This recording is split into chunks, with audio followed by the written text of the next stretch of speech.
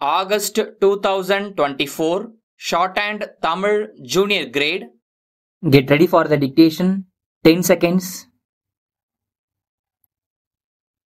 5 seconds. Start. மாண்புமிகு பேரவை தலைவர் அவர்களே, கடந்த 2 ஆண்டு காலமாக மிக மோசமான நிதி நெருக்கடி போன்ற பல கடினமான சூழல்கள் இருந்தபோதிலும் மகத்தான சாதனைகளை நம்முடைய அரசு நாட்டுக்கும் நாட்டு மக்களுக்கும் செய்து கொடுத்துள்ளது என்பதை மகிழ்ச்சியுடன் தெரிவித்துக் கொள்கிறேன். தமிழ்நாட்டு மக்கள் ஒவ்வொருவருக்கும் ஏதாவது ஒரு வகையில் இந்த அரசு நன்மை செய்து கொண்டிருக்கிறது என்பதை என்னால் தலைநிமிர்ந்து சொல்ல முடியும். மகளிருக்கு கட்டணமில்லா பயண வசதி என்ற திட்டத்தின் மூலம் கோடிக்கணக்கான பயணங்களை தமிழ்நாட்டு மக்கள் மேற்கொண்டுள்ளனர். அதேபோல் குடும்பத் தலைவிகள் மாதந்தோறும் 1000 ரூபாய் பெறவிருக்கிறார்கள் என்கின்ற தகவலையும் நான் தெரிவிக்க விரும்புகிறேன்.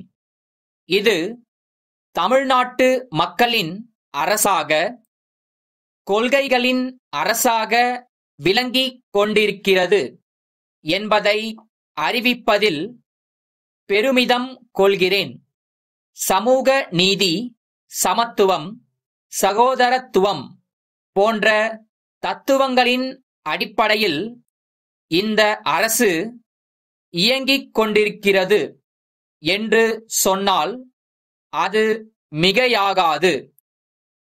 ஓர் அரசு மக்கள் நல அரசாகவும் அதே நேரம் கொள்கைகளை காக்கும் அரசாகவும் இருக்க வேண்டும். மக்களுக்கான உதவிகளை மட்டும் செய்துவிட்டு கோட்பாடுகளிலிருந்து விலகிச் சென்று விடக்கூடாது. இவை இரண்டையும் முன்னெடுக்கும் ஆட்சியாக நாம் 2 ஆண்டுகளை நிறைவு செய்யப் போகிறோம். இந்த அவை பல ஆரோக்கியமான விவாதங்களை கண்டிருக்கிறது. அதை போன்ற விவாதமாகவே உங்கள் அனைவரது உரைகளையும் நான் ஏற்றுக்கொள்கிறேன். ஆதரித்தாலும் எதிர்த்தாலும் மக்களுக்காகத்தான் பேசுகிறீர்கள் என்று எடுத்துக்கொள்பவனாக, ஏற்றுக்கொள்பவனாக நான் இருக்கிறேன். சட்டம் ஒழுங்கை காப்பாற்றி பொதுமக்களிடையே அச்ச உணர்வை போக்கி இருக்கிறோம் என்பதை சுட்டிக்காட்ட விரும்புகிறேன்.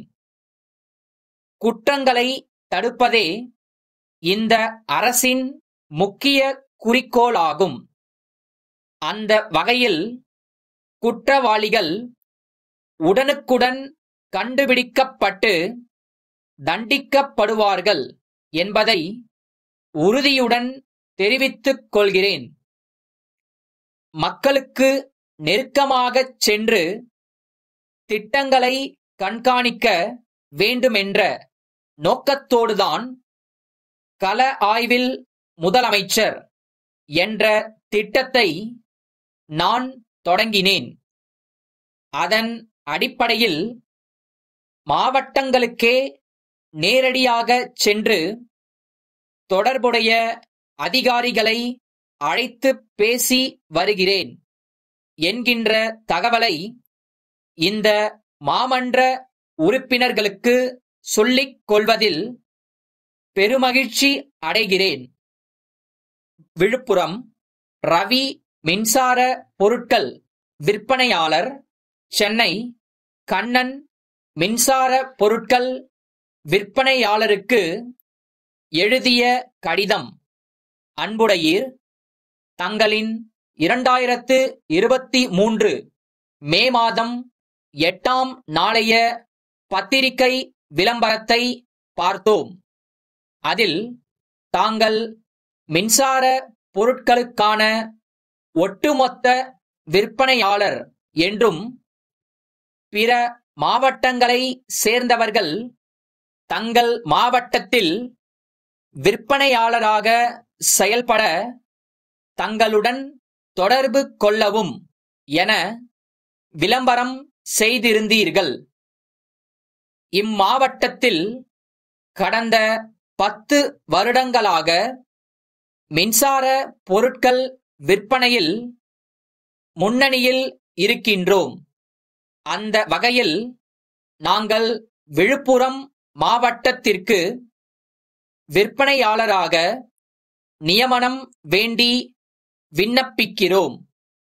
மேலும் விற்பனை பொருட்களின் மீதான 10% விலை தள்ளுபடியை எங்களுக்கு அளிக்குமாறு பணிவுடன் கேட்டுக்கொள்கிறோம். இது குறித்த தங்கள் பதிலை விரைவில் ஆவலுடன் எதிர்பார்க்கிறோம். தங்கள் உண்மையுள்ள